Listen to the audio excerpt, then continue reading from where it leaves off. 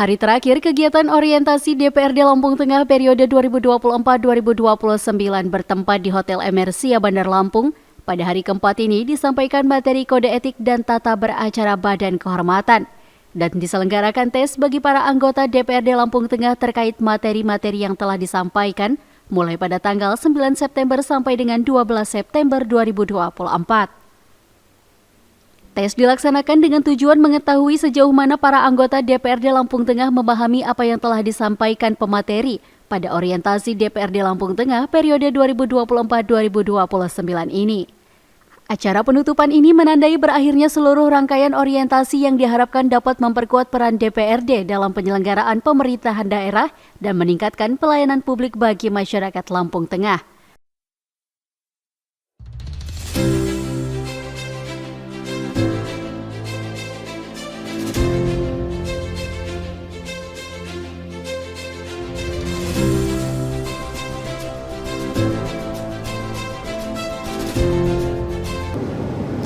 Ini adalah materi yang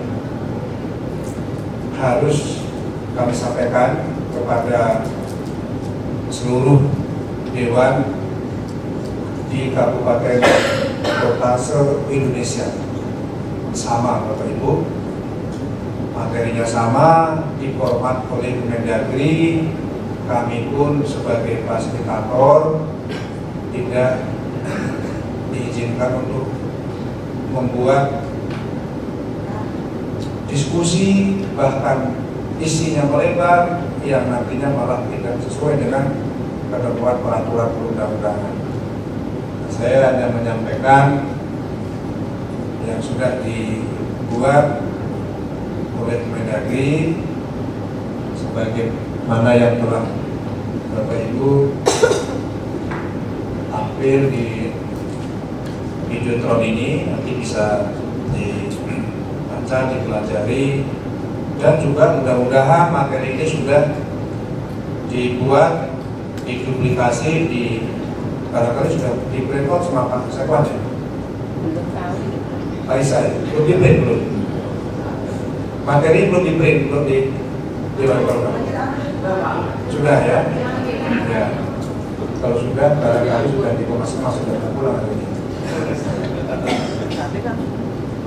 Ini agak terlambat Bapak Ibu yang terhormat, karena juga tadi sempat ke tempat yang baru, yaitu di ujung sebelah bawah, tempat untuk lari kalau saat saya negosiasi dengan APH waktu itu.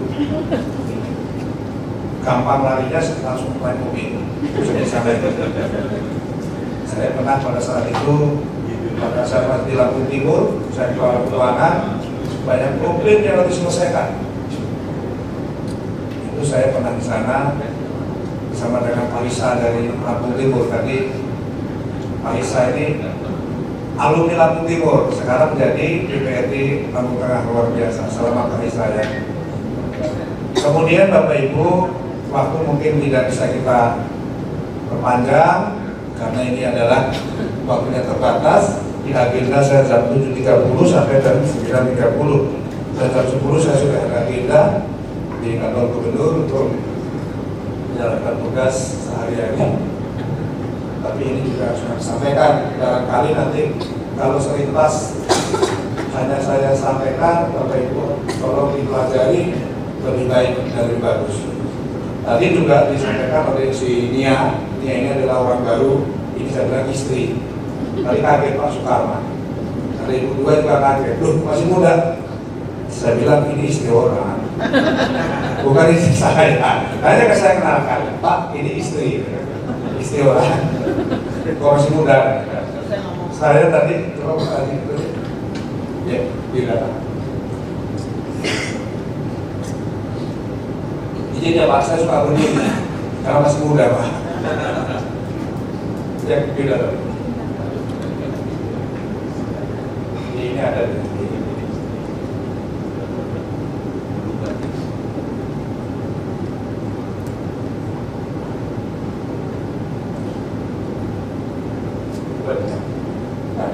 besok.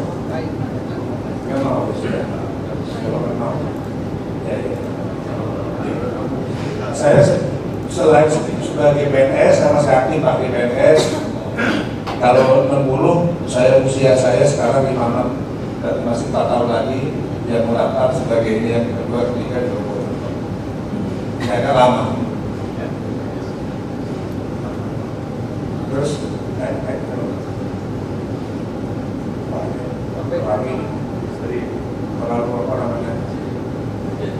Pak, ini saya sekarang juga masih di nomor 11. Saya sebagai dosen Pak Pesantren Universitas Satulai. Dan Pak Bupati, Pak Musa, ini pernah menjadi mahasiswa saya yang ujian tesis saya. Nanti kalau ada Bapak Ibu yang ingin melanjutkan S2, bilang ke saya berikan fasilitas yang luar biasa. Yang masih S1 boleh. Saya minta tolong fasilitasnya Pak Sewan. Pura-pura kayak gitu. Takut ini usulin beasiswa kan, tapi gak ada masalah. Lampung Barat waktu itu pernah Pak Bupati suruh merangkapkan, saya kasih juga bisa boleh. Tapi kalau memang Bapak Ibu ke sana, saya sebagai dosen di sana saya bisa membantu dan segalanya. Maka mungkin dari satu kelas, beberapa orang nanti diberikan untuk royal dan sebagainya sambil menyesuaikan kerja Bapak Ibu, kesibukan Bapak Ibu. Tapi moga silahkan nanti bersama. Materi tadi.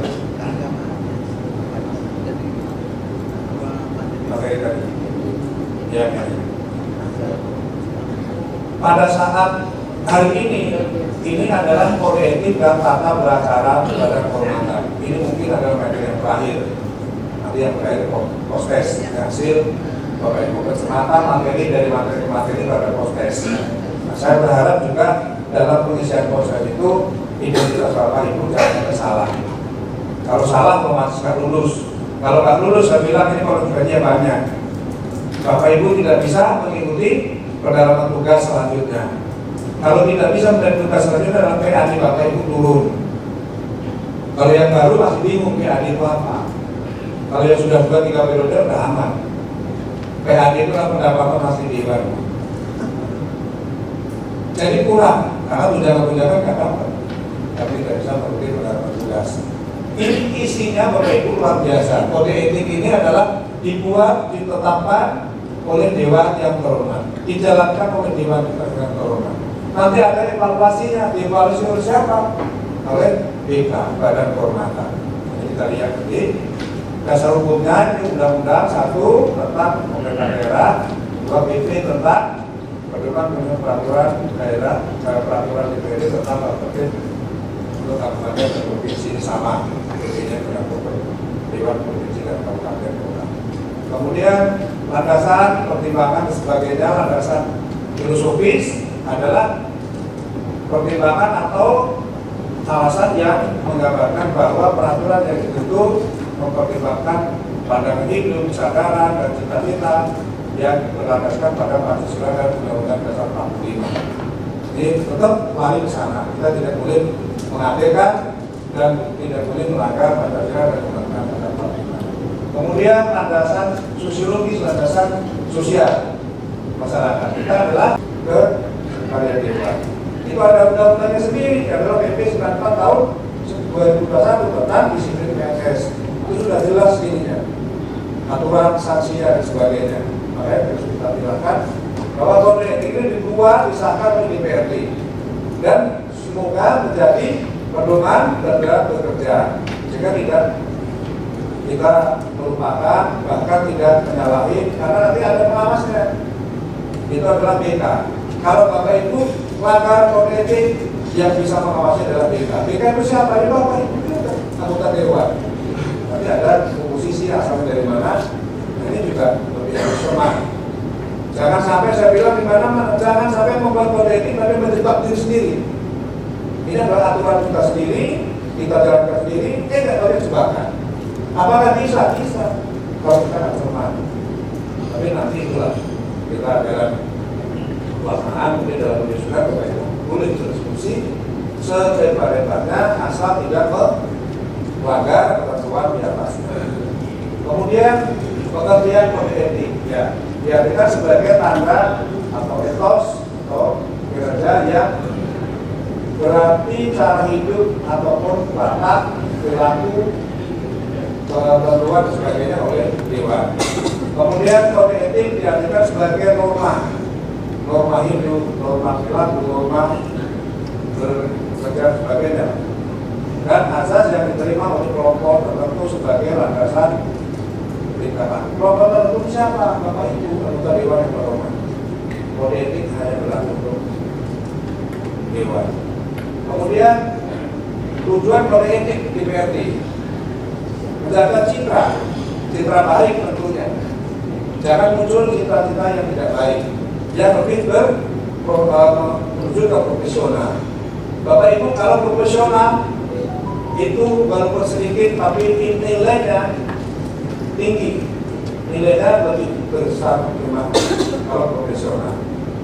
Kemudian martabat, perbuatan anggota berhindar dari hal-hal yang tidak profesional.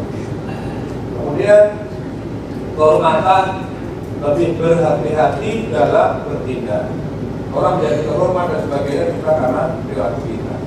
Ini sudah dikeluarkan dalam kode etik. Kemudian kredibilitas, pelayanan kepada masyarakat semakin meningkat. Orang yang kredibel, orang yang kompeten itu tidak mau harus kita tempuh. Kita tempuh. Melalui apa? Pendidikan, oleh pelatihan, melalui kursus dan sebagainya. Saya tidak salah kalau nanti ada Bapak Ibu yang membuat kegiatan tentang peningkatan kapasitas atau kompetensi. Bagaimana Bapak Ibu sekarang sudah mulai namanya dunia digital tentang bagaimana mengoperasikan alat-alat digital, alat-alat yang serba canggih. Kalau tidak bisa ada kesempatan untuk menganggarkan diklat tentang pemahaman, pemakaian atau penggunaan alat digital. Saya pada saat saya malam di PSDN di Provinsi Lampung, saya bilang para WI ini orang-orang hebat. Golongan dari 1 sampai golongan 4T. Kalau pelapor saya menjadi sekolah lagi. Tapi kemampuan kompetensi Bapak Ibu kurang. Nah, bagaimana cara ini? Saya undang, saya akan untuk pelatihan kompetensi, pemanfaatan kita. Saya sampaikan bahwa kalau Bapak Ibu nanti berkunjung ke Bali itu wisatanya lebih luar biasa. Tapi juga digitalisasinya luar biasa. Di sana tidak ada, saya bilang, rapat, gubernur yang pimpin, sekda yang rahasia. Kepala dinas, kepala ini yang rapat tidak memakai digital, tidak menggunakan alat yang ini seperti laptop dan sebagainya. Itu rahasia. Kalau buat buku kertas seperti ini tidak laku lagi. Apa manfaatnya? Oh, ternyata adalah begitu ngetik di dalam laptop itu bisa langsung kita transfer ke mana yang kita mau. Bisa diselesaikan oleh staf-staf kita, rekan-rekan kita. Apalagi Bapak Ibu itu dari tenaga ahli di Dewan kita. Nah, kadang kita berpikir, waduh, bagaimana ya pandangan umum Dewan yang baru disampaikan betul-betul tentang KPK hari ini, besok sudah pandangan operasi. Bagaimana penggabungan tenaga ahli? Nah, tenaga ahli kita koordinasikan dengan baik. Tapi apakah dari tenaga ahli yang berpikir kan Bapak Ibu juga perlu berpikir. Ya ini perlu peningkatan kompetensi. Maka tawarkan tadi, kalau Bapak Ibu ingin meningkatkan struktural pendidikannya S1, S2, S3, tidak ada masalah. Saya sampaikan bahwa kalau di DPRD kabupaten mungkin S1 masih aman-aman saja. Kalau sudah ke provinsi, kawan sudah banyak S2. Kalau ke Jakarta, kalau S1, S2 kan di mana orang. Kalau sudah S3, agak aman juga. Begitu-begitunya. Tapi juga saya sebagai asisten 3, pembinaan kepada SDM, para pegawai, saya dorong. Siapa yang kuliah, siapa yang mau nyari beasiswa, saya dorong. Ayo kita. Saya bilang saya malu. Kita mengundang narasumber dari Jakarta, dari kementerian. Yang diundang sini kalau di sini adalah paling tidak pendidikannya sudah ini. Yang dikirim ke sini pasti dia nggak mungkin di bawah kita. Baru nanti dia akan lapor.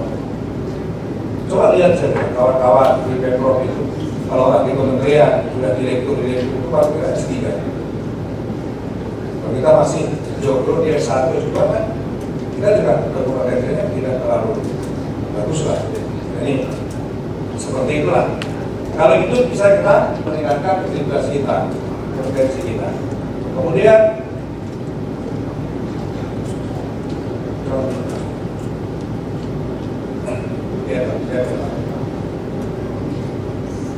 fungsi kode etik ini Bapak Ibu. Kode etik punya fungsi sarana kontrol sosial bagi masyarakat dan anggota organisasi. Anggota organisasi pada maksudnya adalah dewan. Kemudian intervensi pihak luar dapat diminimalisir. Dengan punya kode etik kita tidak bisa diintervensi oleh berbagai pihak. Bisa ngomong deh, Bapak Ibu, Pak mau izin Pak mau ini, karena kan kita keluarkan kita harus menghargai ya. Walaupun masyarakat kadang-kadang ya kita laku ya. Kok nggak bisa kode etik ini seperti ini, terus seperti ini. Kami tidak bisa melewati ataupun melanggar kode etik kita. Kemudian pencegahan kesalahpahaman antara anggota dewan. Ini apalagi kalau memang kita manfaatkan dengan baik, dari kesalahpahaman, pengertian yang berbeda ini kita bisa perkecil. Karena yakin Bapak Ibu pada saat sudah kumpul di dewan ini berbagai macam suku, ada yang Jawa, ada yang Masak, ada yang Lampung, ada yang sebagainya. Kemudian tingkat pendidikan berbeda. Kalau kita memahami kode etik yang kita buat, insya Allah ini akan memperkecil salah paham. Kemudian prinsip profesional dijunjung tinggi. Kita menghargai orang-orang yang profesional, orang yang mempunyai kelebihan. Kemudian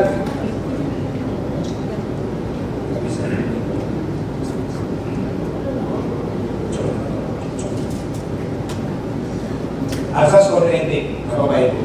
Kita cermati ada objektif, keadilan, kebebasan, solidaritas. Dan terakhir, Pak, yang terakhir yang sebelah kanan itu asas ignorantia juris recursus.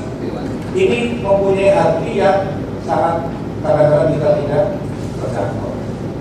Ketika kita melakukan sesuatu terus ternyata salah perilaku kita tidak sesuai dengan ketentuan, salah pasal dan sebagainya, kita tidak bisa menghindar. Contoh nih, ketidaktahuan hukum tidak bisa dijadikan alasan untuk tidak bertanggung jawab. Kita melanggar ketentuan, padahal kita nggak tahu. Undang-undang itu belum tersosialisasi ke kita. Tapi ternyata ada asas bahwa aturan itu setelah diundangkan, itu semua orang warga negara Indonesia ini dianggap sudah tahu. Ini yang perlu kita harus jemput bola, kemudian ingin tahu itu sangat-sangat dibutuhkan karena ada asas yang ini tadi. Kemudian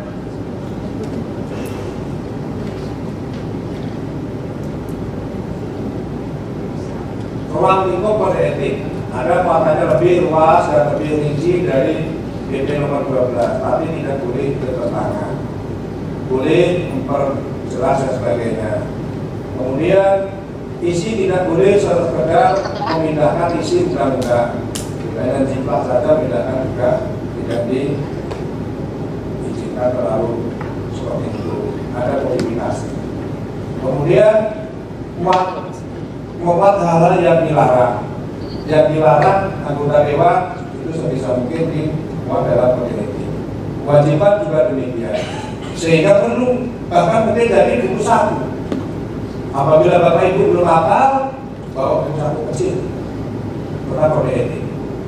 Kalau ada hal sesuatu pun baca. Karena keempat bahwa sekarang ini sudah musim penyakit WhatsApp, baca WhatsApp ya. Dari tidur sampai mau tidur lagi, dari bangun tidur WhatsApp. Ya kan Bu? Tadi umat hal yang diwajibkan, hal yang tidak patut, tidak kita sepakati, tidak kita harapkan bisa seperti itu. Maka kode etik ketaatan dalam melaksanakan sumpah janji. Bapak Ibu punya sumpah, punya janji pada masyarakat, disaksikan oleh Tuhan yang Maha Esa. Saya yang hadir di sini, ada yang kalau kita pelajari dan kita ingat ya, apakah mampu berbuat dan sesuai dengan janjinya. Kemudian sikap perilaku anggota dewan impor dengan kode etik ini. Saya banyak. Next.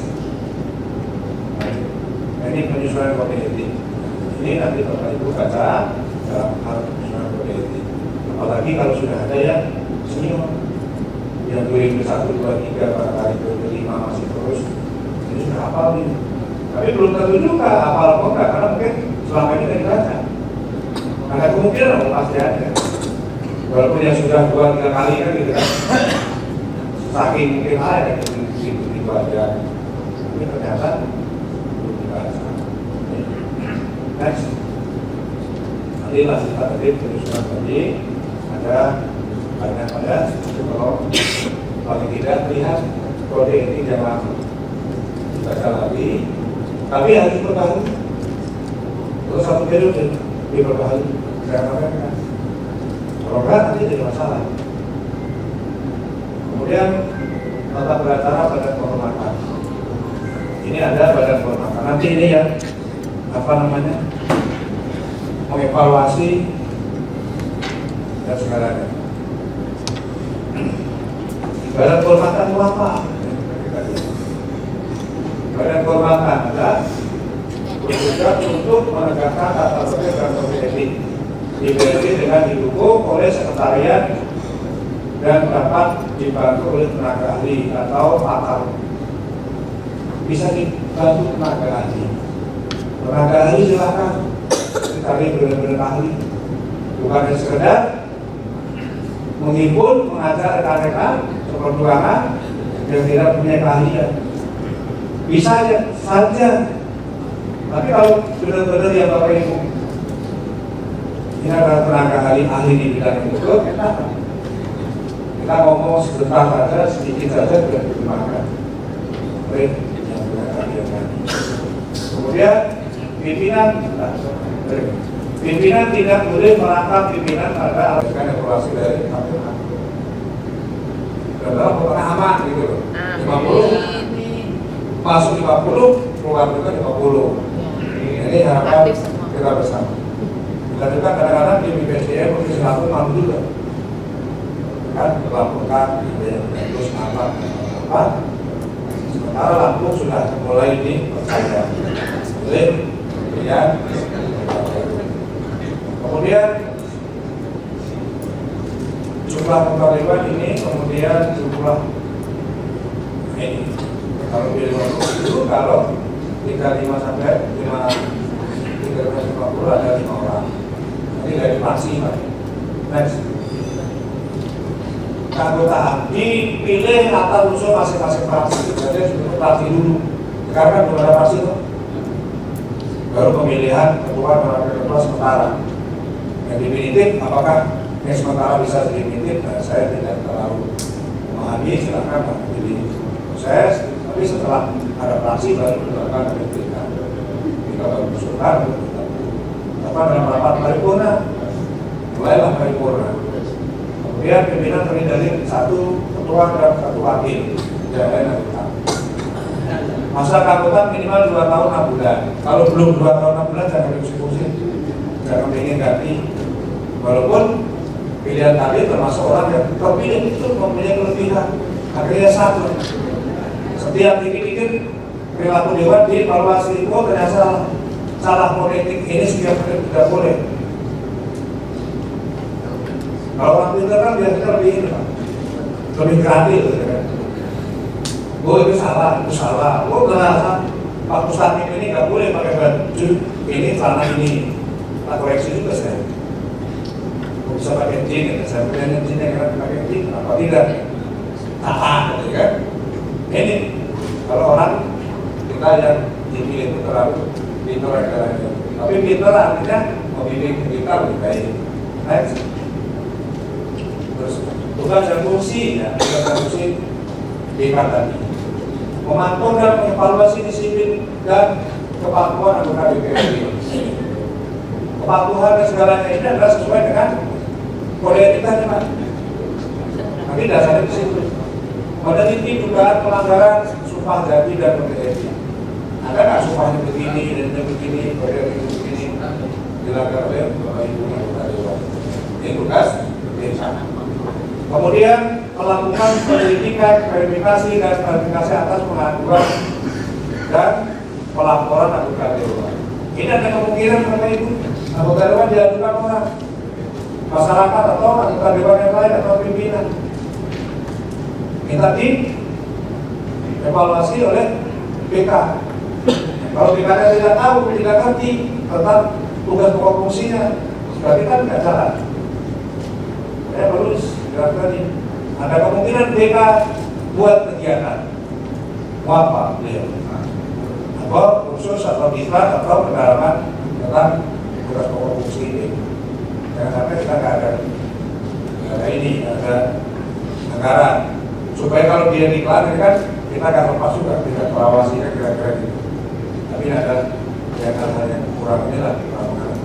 Kemudian pelaporan putusan hasil penyelidikan verifikasi kepada rapat paripurna. Apapun hasilnya Pak, kalau sudah clear diparipurnakan, laporkan dalam paripurna. Contoh, si A adalah melanggar ketentuan ini sesuai dengan hasil berita. Kalau pelanggarannya agak enak sih penting ya. Kalau pelanggarannya berat, kan lumayan juga. Sudah dia malu di komunitasnya, pada keluarganya, pada masyarakat. Jadi perlu kita lebih cermat. Memanggil anggota DPR yang diduga melakukan pelanggaran agar memberikan klarifikasi atau pembelaan. Harus berani sebagai BK memanggil anggota Dewan yang dianggap melanggar. Seperti apa? Untuk klarifikasi. Syukur-syukur masih tidak diminta klarifikasi. Betul Bapak diadukan ini. Kalau jauh tidak ada di bukti mana ada, sudah aman. Tapi kalau dokumen-dokumen datanya ada ya. Kemudian meminta keterangan pelapor saksi atau pihak lain. Kita bisa meminta keterangan yang lain Pak untuk mendukung bahwa yang dilakukan BK itu benar. Kemudian menjatuhkan sanksi kepada anggota DPRD. DPRD bisa dijatuhkan sanksi oleh BK, bahkan bisa diberhentikan oleh BK. Hasilnya itu nanti diumumkan di sidang paripurna. Nggak bisa kita bantah. Ada sidang ya tata cara pada pengaduan seperti ini harus terpenuhi. 1 sampai 10 terpenuhi. Ya, sudah nanti belajar apa isinya, bagaimana mekanismenya. Insya-Allah itu mengoptimalkan saran prasarana kerja agar kita dapat memaksimalkan. Nah ini juga nanti akan apa? Memperberat atau memperkecil berat kita karena ada alat-alat bantu. Siapa yang bisa bantu? Pak Sepan. Oh ini aja Pak Sepan, kata BK. Pasang CCTV dari ini sampai ke sini, akan siap ini termonitor semua.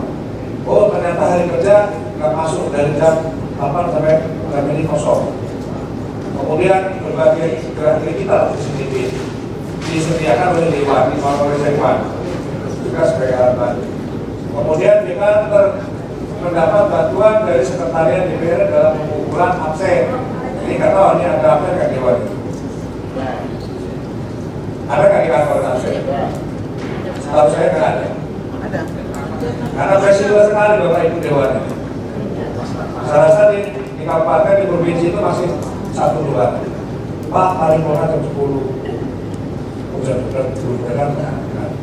Jam 12 terus kalau ya kan sudah ada nanti pimpinan baru buka ini buka sidang ya kan, mengingat ada sudah terdengar kita skor lebih dahulu balik lagi jam 2.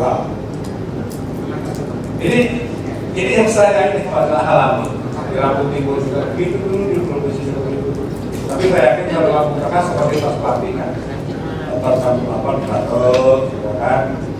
Dan hadir semua ada wakil dan absen, ke depan mudah-mudahan. Kemudian mengatasi secara langsung tingkah laku anggota Dewan baik ketika ketika di kantor maupun di luar kantor. Ini pintar, Pak. Bisa memperhatikan Bapak Ibu di kantor maupun di luar kantor. Perilakunya seperti apa ya? Tugas di berat kan? BKN mempunyai tugas yang sangat berat. Tapi yang akan diawasi yang ini ada juga kawan sendiri. Bahkan mungkin saudara. Mungkin antara bapak dengan anak ada yang satu dewan, anaknya jadi BK, ini bapaknya kan bisa jadi bisa. Kenapa? Makanya itu susah-susah dan dialami oleh kita. Lanjut.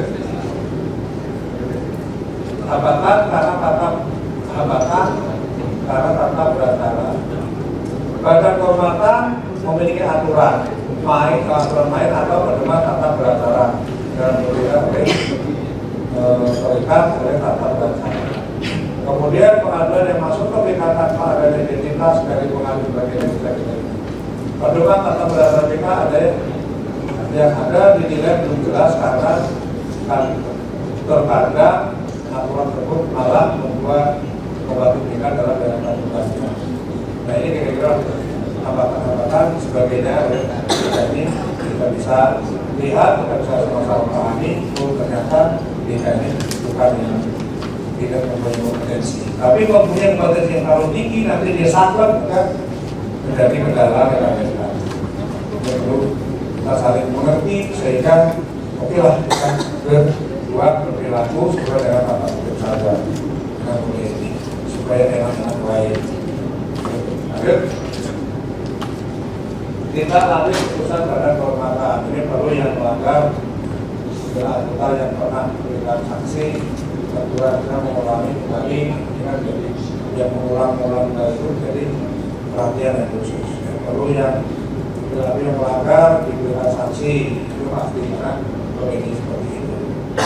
Kemudian karena ini sudah mau proses ini apa ini? Ada syarat yang terakhir. Terus ini Bapak Ibu, pada saat kami mengikuti TOT Training of Trainer seluruh Indonesia, walaupun dibagi-bagi kelompok ini ruang ini sekian dari sana. Memutuskan bahwa ada saran masukan dari Kemendagri untuk disampaikan kepada Bapak Ibu dari rumah seperti itu. Budayakan pola hidup sederhana dan memiliki tanggung jawab yang tinggi dalam memegang amanah rakyat. Ini menjadi yang harus tekankan. Kita mempunyai budaya yang dalam kan sederhana yang bertanggung jawab sehingga tidak sewenang-wenang menganggap yang lain bukan apa-apa. Ini juga tidak diinginkan. Ini saran yang diformulasikan oleh teman-teman nasional. Kemudian menciptakan iklim anggota DPR yang jujur dan disiplin kerja yang tinggi. Ini dari kajian Ibu dan juga suka yang terlalu konsep. Kemudian meningkatkan inovasi dalam tupoksi DPR. Pada kesempatan untuk meningkatkan kompetensi, melakukan uji banding, melakukan inovasi dan segalanya, monggo silakan. Kalau memang bisa, sampaikan di forum, dibuat perda, menjadi pedoman harus dilaksanakan oleh eksekutif. Tidak masalah, karena perda itu ada dari internal dewan ataupun dari pemerintah. Usul dari dewan sendiri ada pemerintah. Ini ada sebagai jenis perda. Kemudian sistem pengawasan terhadap pekerjaan DPRD dilakukan secara efektif dan efisien. Nanti yang melakukan ini adalah BK tadi. Tapi kalau tidak perlu ya nggak masalah. Tidak harus diawasi, tidak harus dievaluasi. Sebenarnya Bapak Ibu berperilaku sesuai dengan kode etik yang telah sepakati. Kemudian survei terhadap kekayaan yang dimiliki oleh setiap DPR untuk dilakukan pengawasan sehingga tidak memberikan peluang bagi DPRD melakukan perbuatan korupsi. Setelah Bapak Ibu dinobatkan sebagai anggota dewan harus membuat laporan kekayaan penyelenggara pemerintahan. ini harus keluar. Kami juga harus jabat eksekutif juga harus menyampaikan LHKPN setiap tahun kalau normal. Kalau yang baru begini mungkin sekarang sudah mulai diajar buat LHKPN. Kita kan apa adanya. Kalau kita punya mobil, punya rumah, punya ini, punya logam mulia, punya duit sampai masalah yang penting jelas masalah usulnya. Kemudian kalau nggak dilaporkan, kemudian tahun depan dibuat lagi, ternyata dicantumkan asal usulnya nggak jelas, bapak walaupun ya kan kita melakukan hal yang tidak sesuai, dicurigai. Cepat-cepat nanti KPK menyurat kita klarifikasi. Baru disurat ke KPK itu kita deg-degan. Saya pernah waktu masih di Lampung Timur, kepala di Sumedang. Surat dari KPK pada Pak Saudara, sakit kepala Sumedang di Lampung Selatan Timur, mohon klarifikasi dari KPK. Hanya gara-gara rekening, rekening yang saya punya sih tidak saya cantumkan. Padahal isinya tinggal 200.000, 250.000. Ada 3 rekening saya, istri saya, ibu saya. Itu rekening apa saya sudah dapatkan? Rekening haji. Rekening kita ini, mau naik haji itu kan bukan rekening wajib, bukan rekening melalui pendaftaran ke situ kan. Masih sisa, pulang itu masih sisa 250.000. Saya buat LHKPN, saya takutkan. Diminta oleh KPK, kenapa saudara tidak berkaitan? Saya jelaskan, ini adalah rekening ini. Karena saya tutup nggak bisa, harus ke bank segalanya. Dan uang itu tidak berkurang. Saldo itu tidak berkurang karena inflasi sebagainya yang muncul terus. Jadi tempat apa? Hal-hal yang seperti itu. Coba kalau mungkin anak kita, istri kita mempunyai mobil atas nama istri, rumah atas nama anak, pada anak belum kerja, istri adalah rumah tangga, bapaknya pejabat negara, yang dilaporin, nanti itu ada pemeriksaan. Nah, ini dari mana? Kok kamu belum kerja, sudah punya rumah, punya mobil, punya ini? Nggak bisa jawab, ya sih. Ini adalah money laundering, cucian uang dari bapaknya. Disita. Ini banyak hati pada saat Bapak Ibu isi LHKPN. Kemudian mengoptimalkan kinerja anggota DPRD dengan memberikan penghargaan. Nah, ini sepertinya belum familiar. Kalau anggota Dewan Kehormatan mempunyai kelebihan kinerja yang baik diberikan penghargaan. Nah, saya pernah ketemu dengan Ibu Nuni, mungkin nggak bisa tahu Ibu Nuni, harus diperiksa. Cepat kali, Bapak Ibu kepala dinas, saya masih kepala dinas. Nanti apapun yang ini, kalau ini ya dijelaskan. Contoh, saya kantor istri saya mau 100 juta hari ini. Ada penjelasan. Uang dari mana? Oh, saya jual apa? Ini warisan atau apa ini? Ternyata nanti Pak dikumpulin Pak seluruh rekening kita dikumpulin oleh KPK. Dia sudah mempunyai dokumen yang banyak, kita kadang-kadang lupa. Kita ini uang apa ini? Ke depan kita harus kita menghubungi lagi kita kayak di akhirat. Baik Bapak Ibu, karena waktu sudah menunjukkan jam saya habis, bukan karena salah saya, bukan karena salah Bapak Ibu. Situasi kondisi yang membuat kita berubah. Alhamdulillah kembali kepada kita. Itu Bapak Ibu. Mohon izin, terima kasih atas perhatiannya. Wassalamualaikum warahmatullahi wabarakatuh. Teknis dan bagaimana cara pelaporan LHKPN tadi Pak? LHKP itu bukan materi ini, Ya. tapi tetap penyelenggara negara itu harus membuat LHKPN. Itu nanti bisa ditanyakan kepada KPK, mungkin penyelenggara di inspektorat, bisa. Itu tentang LHKPN. Saya tidak akan itu ini contohnya dalam pembuatan LHKPN itu wajib untuk penyelenggara negara. Tapi kalau isinya yang saya sampaikan di sini adalah tentang kode etik dan tata beracara DPRD. Nah, kode etik itu adalah memuat semua aturan-aturan yang harus dijalankan maupun yang dilarang. Dibuat oleh DPR sendiri, ditetapkan sendiri, dijalankan sendiri. Untuk menjalankan kode etik dan sebagainya itu ada ininya, ada yang mengawasi, mengevaluasi, itu adalah BK, Badan Kehormatan DPRD. Nah, itu nanti dari BK itulah yang menentukan apakah Dewan ini melakukan kesalahan atau tidak, itu diperiksa, diselidiki, kemudian sampai nanti kalau memang ada hasilnya diumumkan melalui paripurna. Oh, untuk secara teknis berarti peran BK-nya sangat penting Pak ya untuk jalan itu. Yang penting harus belajar betul. Saya minta kepada anggota maupun ketua BK itu orang mempunyai basis tentang ilmu hukum. Saya kira itu. Oh, jadi yang paling penting dalam materi ini ada, walaupun di pengawasan yang dibuat BK sendiri harus ada aturan. Bukan BK sendiri, yang buat adalah DPRD. Bukan di BPK. BPK itu hanya untuk menjalankan tugas, mengawasi, mengevaluasi yang dibuat Dewan itu. Jadi kan Sementara itu, Ketua Sementara DPRD Lampung Tengah Ferry Antoni menyampaikan anggota DPRD Lampung Tengah harus semakin memahami tugas dan fungsinya. Dari Bandar Lampung, Redaksi Saburai TV melaporkan. Permendagri dan terakhir adalah seksi evaluasi. Ya. Evaluasi dari seluruh rangkaian kegiatan nanti ada semacam post-test ya, yang harus Bapak Ibu isi. Baik, saya akan sampaikan Bapak Ibu sekalian, materi ini adalah sebenarnya di awal ya, tapi karena pengaturan jadwal sehingga menjadi di akhir. Ya. Saya izin duduk saja dan materi ini tolong simak saja ya, karena ini sifatnya sudah given dan nanti Bapak Ibu bisa baca ketentuan yang ada.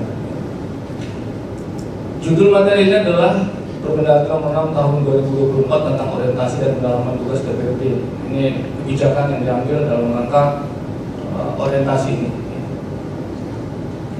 Nah, di dalam Permendagri ini Bapak Ibu sekalian ya, disebutkan bahwa jenis pengembangan kompetensi itu ada dua, orientasi dan pendalaman.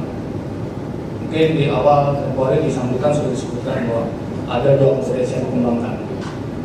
Orientasi adalah proses pengenalan fungsi, tugas, dan wewenang bagi anggota DPRD sebagai unsur penyelenggara pemerintahan daerah.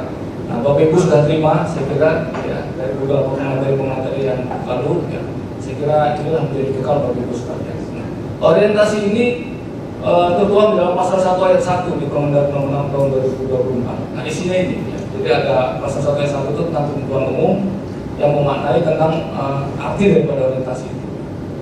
Kemudian di pasal 2-nya, pasal 1 ayat 2-nya itu tentang pendalaman tugas. Ya. Intinya adalah peningkatan kompetensi dalam pelaksanaan fungsi tugas wewenang anggota DPRD dalam menjalankan pemerintahan daerah. Nah, di dalam ketentuan ini bahwa Dewan yang mempunyai hak untuk pendalaman tugas 6 kali dalam setahun. Ya. Dalam setahun. Kita lanjutkan.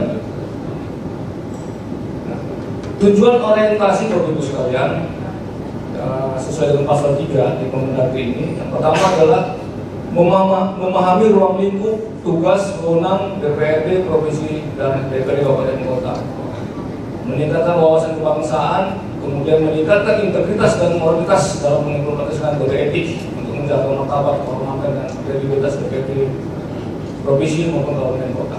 Nah, di tujuan ini saya yakin sudah tergambar di dalam materi-materi yang disampaikan oleh para fasilitator ya.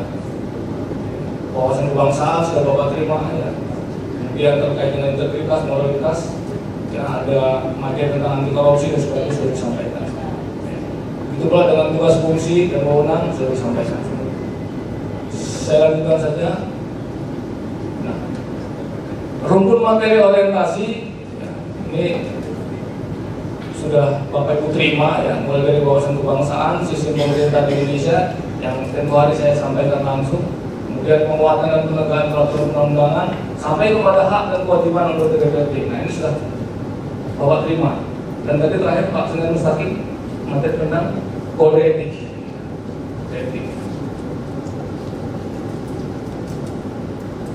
Nah, kemudian penyelenggaraan Bapak Ibu sekalian bahwa Di dalam penyelenggaraan ini BPS dan Kemendagri sebagai penyelenggara DPRD provinsi. Sampai ini sedang berjalan juga sama seperti daerah. Ya. Kemendagri sudah menjalankan ini dan sedang berjalan. Kemudian BPS dan provinsi sebagai penyelenggara orientasi DPRD kabupaten kota. Hanya saja Provinsi Lampung polanya adalah skemanya adalah fasilitasi. Fasilitasi.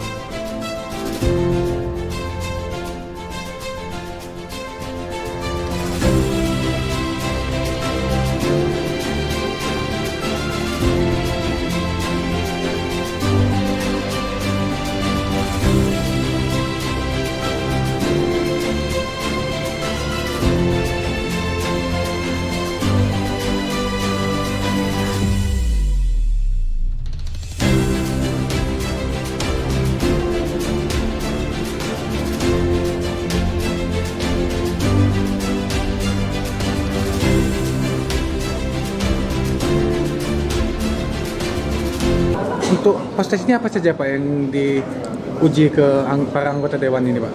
Ya, terima kasih atas pertanyaannya. Jadi yang menjadi soal di dalam proses ini adalah seputar materi-materi yang telah disampaikan. Jadi proses ini adalah semacam bentuk evaluasi ya, bagi para peserta ya, orientasi untuk sejauh mana bisa memahami, mengerti ya, terkait dengan materi-materi yang telah disampaikan. Itu intinya. Untuk poin pertanyaannya ada berapa Pak yang kita ajukan poin pertanyaannya? Ya kurang lebih sekitar 50 soal. Untuk soal untuk hasilnya itu bakal apa Pak? Untuk bahan evaluasi atau apa? Nanti kan ada penilaiannya Pak ya setelah itu. Ya, tentu ini adalah menjadi penilaian ya. Penilaian bahwa sejauh mana tingkat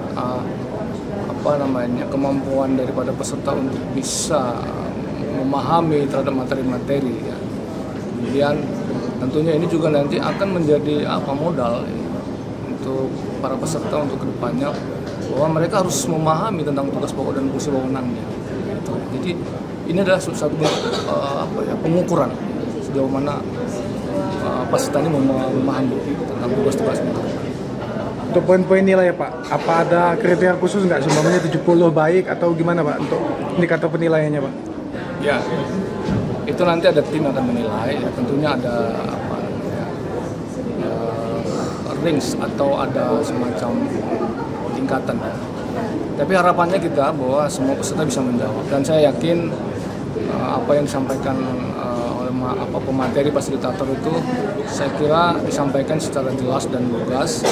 Karena materi-materi ini memang sudah dibuat distandarisasi sehingga dengan harapannya peserta orientasi ini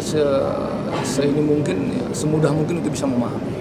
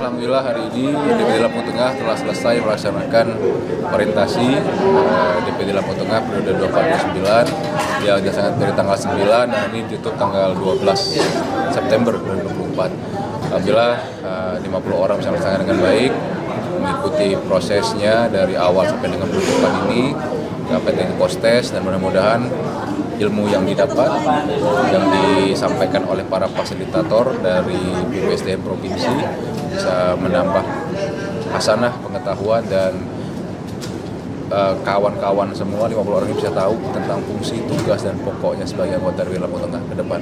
Untuk poster aja Pak, bisa kasih bocoran pertanyaannya apa aja Pak? Ya, terkait wawasan kebangsaan, terkait fungsi tugas dan sebagainya yang apa disampaikan oleh para fasilitator dari pertama sampai dengan terakhir tadi.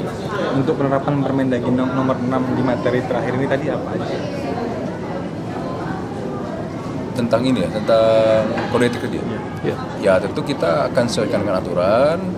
Badan kehormatan akan segera kita bentuk dengan alat kelengkapan dewan yang lainnya sehingga nanti kawan-kawan yang masuk dalam KPK bisa melaksanakan tugasnya dengan baik. Pak tadi kan sempat disinggung soal LHKPN, untuk yang baru Pak, anggota dewan yang baru bagaimana Pak? Semua sudah selesai karena syarat untuk dilantik salah satunya adalah melaporkan LHKPN. Untuk pelaksanaan pembentukan alat kelengkapan dewan seperti apa? Ya, tugas ketua pimpinan sementara adalah ada 4. Di mana satu memfasilitasi pembentukan fraksi sampai dengan pengumuman, yang kedua tentang tatip, pansus tatip, kemudian yang ketiga tentang pimpinan definitif, yang keempat rapat-rapat internal. Itu diberi waktu 30 hari dan rencana dalam waktu dekat kita akan segera melaksanakan paripurna untuk itu, sehingga nanti tugas selanjutnya bisa dilaksanakan oleh pimpinan definitif. Artinya setelah pimpinan definitif ini kita sudah bisa untuk komisi-komisi sudah bisa Kita running langsung bentukan AKD. Kemarin ada yang unik Pak untuk soal pengembangan desa. Ada nggak Pak prioritas khusus kita ke konstituen untuk soal pengembangan desa yang bakal kita prioritaskan ke depan Pak? Ya, para anggota kan punya visi misi masing-masing. Nah, tentu itu akan dirangkum nanti melalui komisi-komisi, melalui Bapemperda, karena sekali lagi DPR ini kan tidak ada keputusan pribadi, yang ada putusan lembaga yang akan nanti diterapkan dalam bentuk perda yang nanti akan dilaksanakan itu sesuai dengan kondisi yang ada di Kabupaten Lampung Tengah. Mungkin terakhir untuk pembagian AKD nanti seperti apa sistem dan mekanisme? Yang pasti kita lembaga politik, lembaga kesepakatan, dan kita ingin semua bersama-sama. Jadi semua bersama-sama untuk membangun Lampung Tengah maju.